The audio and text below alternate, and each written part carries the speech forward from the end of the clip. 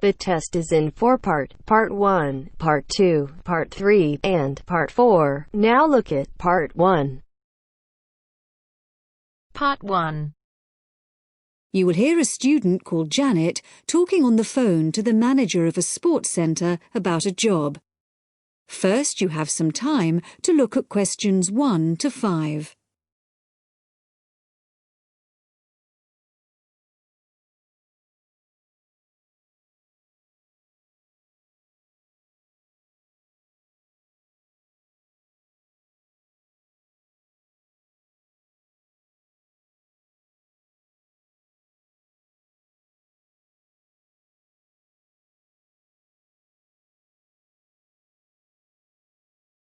Now we shall begin.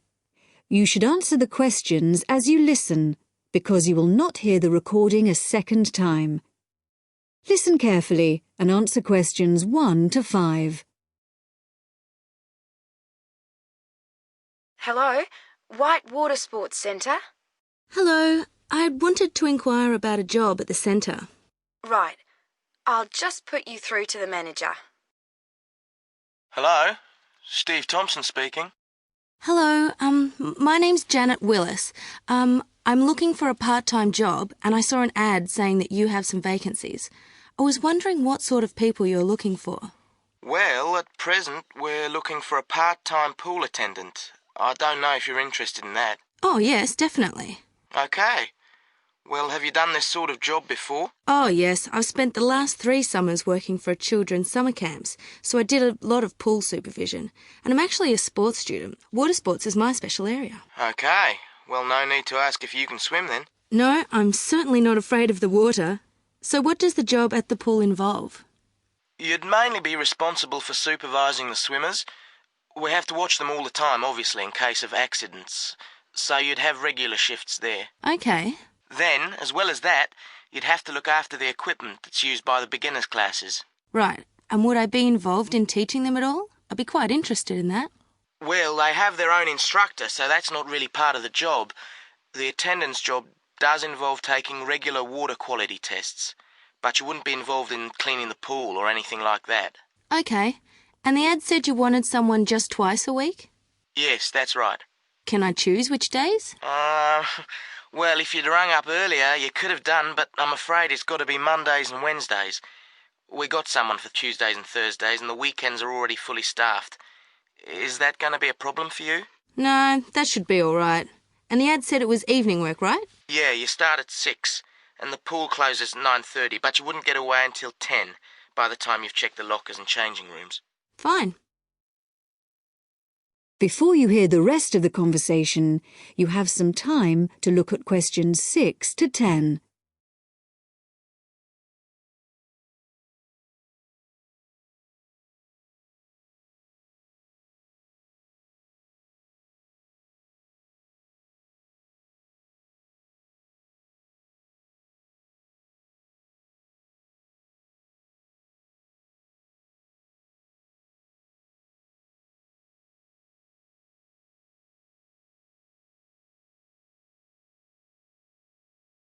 Now listen and answer questions 6 to 10. And how much do you pay?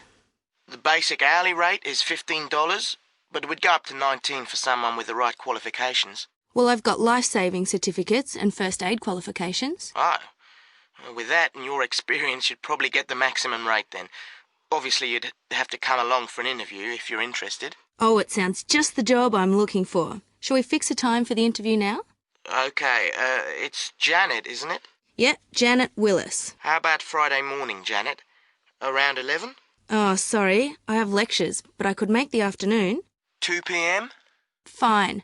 And can I just check on where you are? Is it Findon Avenue? No, it's 23 to 27 Farndon Avenue. That's F-A-R-N-D-O-N.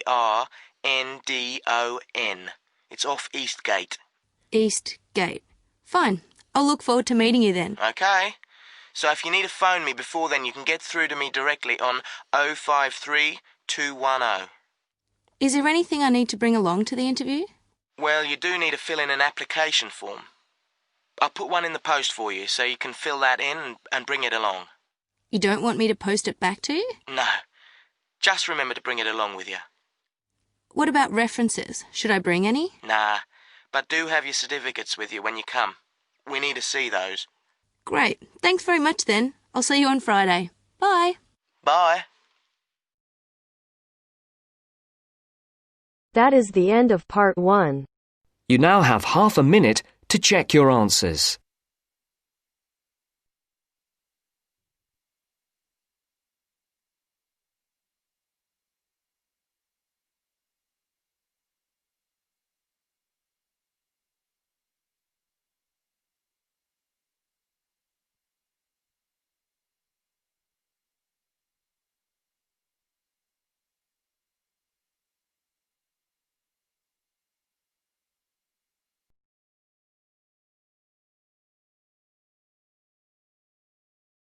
Now turns to part 2. Part 2. First, you have some time to look at questions 11 to 15.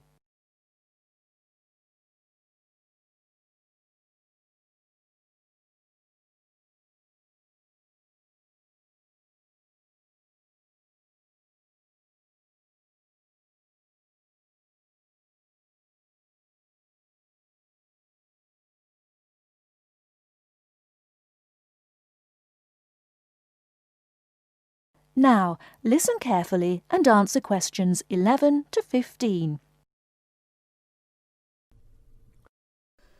Starting at the beginning, you can see the on-off switch just beneath the two lights. Having turned the machine on, these lights now become very important. When the light on the left has gone out, you can begin making coffee, as it means the water is now hot enough. Next to that is the water level light. If this is illuminated, it means the machine does not have enough water. It is essential that you turn the machine off and add more water the moment this light comes on, otherwise you could damage the heating element.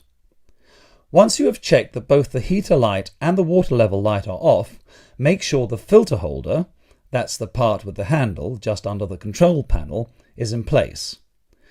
Once you have your cups ready, it is time to press the coffee delivery switch. That's the button just above the filter holder beside the boiler meter. Remember to take a quick look at the meter as it tells you the exact temperature of the water. On both the left and right hand side of the machine, on the same level as the filter holder, you can see the steam pipes used for heating milk. These steam taps need to be cleaned regularly to avoid blocking. And finally, if you do spill any coffee, don't worry. Just make sure that the drainage pipe at the bottom of the machine is leading into a sink or a suitable waste container. As with the steam taps, the drainage pipe needs regular cleaning.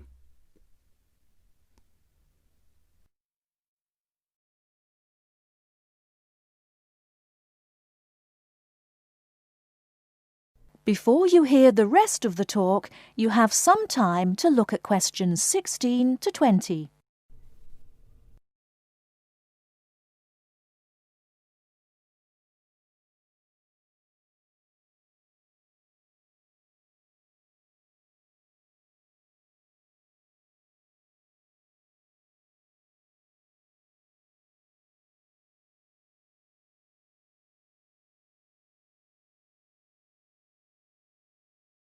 Now listen and answer questions 16 to 20.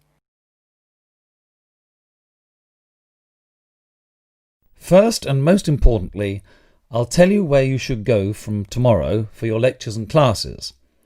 The Health Sciences building is on the west side of the campus, opposite the library, beside the History Department. As you are probably aware, there are 6 modules to the course, which will take a year to complete. That's 2 modules each term. In the first module of this term, you will be looking at current laws with regard to health and safety in the workplace. Don't forget that as you progress through the course, you should be building your thesis. This will need to be completed by the end of the year. Coursework will also be credited to your final grade, but the most important part of the course is the thesis. Now, the final thing I want to tell you, and again you should know this, is that there will be a number of guest speakers throughout your course.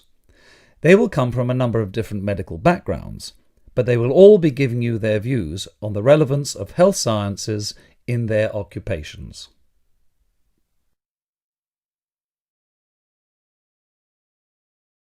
That is the end of part 2.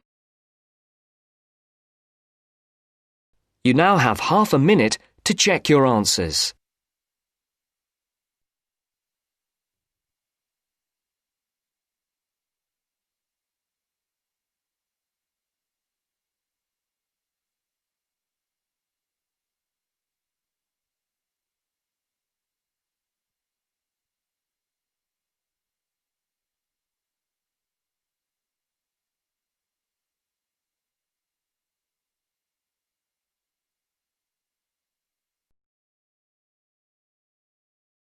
Now turns to part 3. Part 3. You'll hear two students discussing a survey they have to write as an assignment. First, you have some time to look at questions 21 to 26.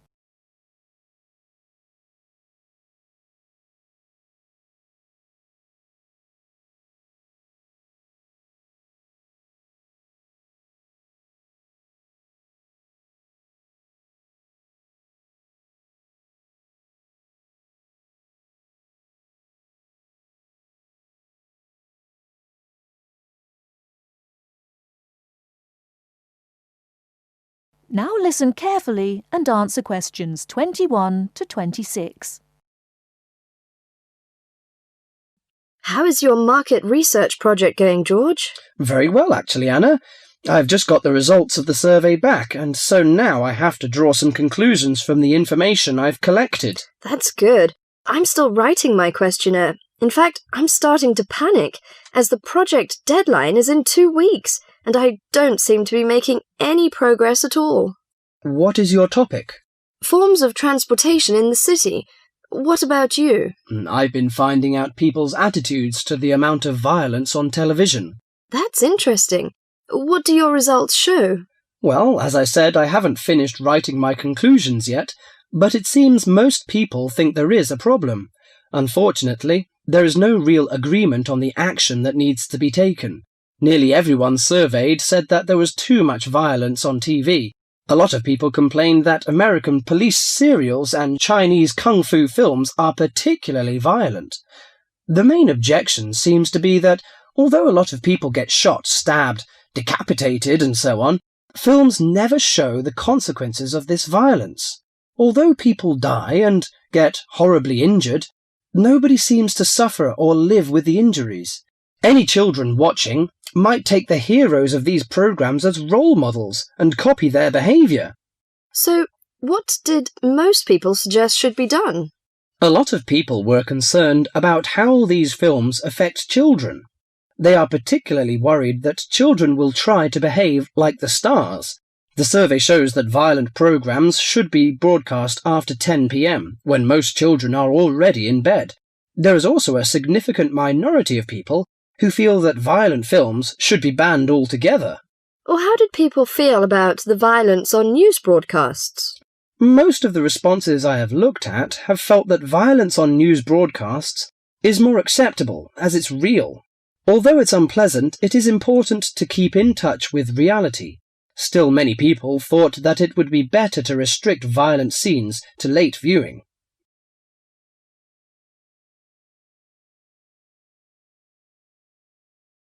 Before you hear the rest of the talk, you have some time to look at questions 27 to 30.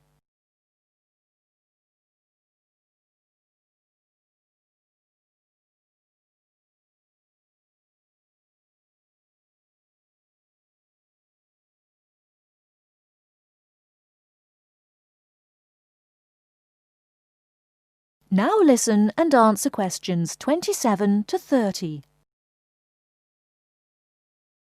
Your survey sounds very good. How many people filled it in? I gave out 120 and I got 70 back. That's a very high rate of return. Who did you give your questionnaires to? I gave a copy to every student in my hall of residence and a few to friends from other colleges. Don't you think that this will influence your results? How do you mean? The people in your hall of residence are all about the same age. They're all students and from similar backgrounds. Therefore, it is likely that they will have similar opinions. Your results represent student opinion, not public opinion. So how are you going to do your research? Well, I'm going to interview my respondents in the shopping mall. What I'll do is ask people if they have 5 minutes to spare to answer a few questions. If they agree, I will ask them some multiple-choice questions and tick off their answers on my sheet. Isn't it very difficult to ask meaningful questions using multiple choice? Yes, it is. The secret to writing a successful survey is to write simple multiple-choice questions that target the information you're looking for. There, it's better to write a lot of short, specific questions than longer general ones. So that's why it is taking you so long to write. Yeah, but I hope I'll be ready to start interviewing at the weekend. That is the end of part 3. You now have half a minute to check your answers.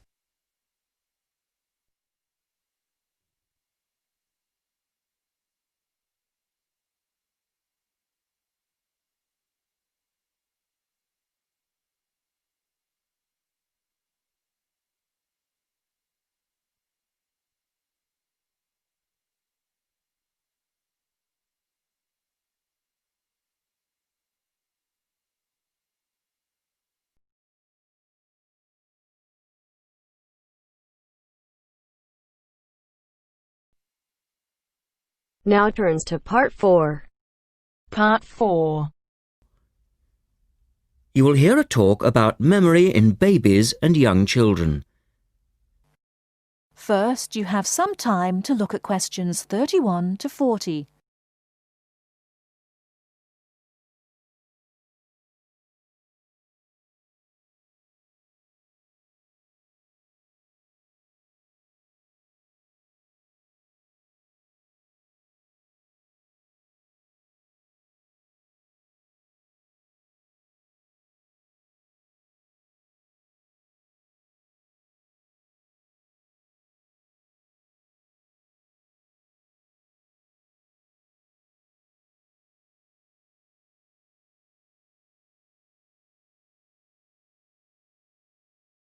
Now listen carefully and answer questions 31 to 40. We're going to look today at some experiments that have been done on memory in babies and young children. Our memories, it's true to say, work very differently, depending upon whether we are very old, very young, or somewhere in the middle. But when exactly do we start to remember things? And how much can we recall? One of the first questions that we might ask is, do babies have any kind of episodic memory? Can they remember particular events? Obviously, we can't ask them, so how do we find out? Well, one experiment that's been used has produced some interesting results. It's quite simple and involves a baby in its cot, a colourful mobile, and a piece of string. It works like this. If you suspend the mobile above the cot and connect the baby's foot to it with the string, the mobile will move every time the baby kicks. Now you can allow time for the baby to learn what happens and enjoy the activity. Then you remove the mobile for a time and reintroduce it sometime from 1 to 14 days later. If you look at this table of results, at the top 2 rows, you can see that what is observed shows that 2-month-old babies can remember the trick for up to 2 days, and 3-month-old babies for up to a fortnight. And although babies trained on one mobile will respond only if you use the familiar mobile, if you train them on a variety of colours and designs, they will happily respond to each one in turn. Now, looking at the 3rd row on the table, you will see that when they learn to speak, babies as young as 21 months demonstrate an ability to remember events which happened several weeks earlier. And by the time they are 2, some children's memories will stretch back over 6 months, though their recall will be random, with little distinction between key events and trivial ones, and very few of these memories, if any, will survive into later life. So, we can conclude from this that even very tiny babies are capable of grasping and remembering a concept. So, how is it that young infants can suddenly remember for a considerably longer period of time? Well, one theory accounting for all of this, and this relates to the next question we might ask, is that memory develops with language. Very young children with limited vocabularies are not good at organizing their thoughts. Though they may be capable of storing memories, do they have the ability to retrieve them? One expert has suggested an analogy with books on a library shelf. With infants, he says, it's as if early books are hard to find because they were acquired before the cataloguing system was developed. But even older children forget far more quickly than adults do. In another experiment, several 6-year-olds, 9-year-olds, and adults were shown a staged incident. In other words, they all watched what they thought was a natural sequence of events. The incident went like this.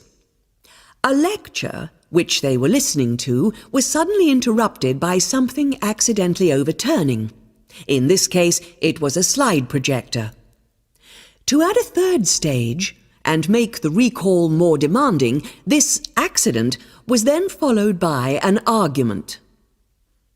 In a memory test the following day, the adults and the 9-year-olds scored an average 70%, and the 6-year-olds did only slightly worse. In a retest 5 months later, the pattern was very different. The adults' memory recall hadn't changed, but the 9-year-olds had slipped to less than 60%, and the 6-year-olds could manage little better than 40% recall. In similar experiments with numbers, digit span is showed to vary. That is the end of part 4. You now have half a minute to check your answers.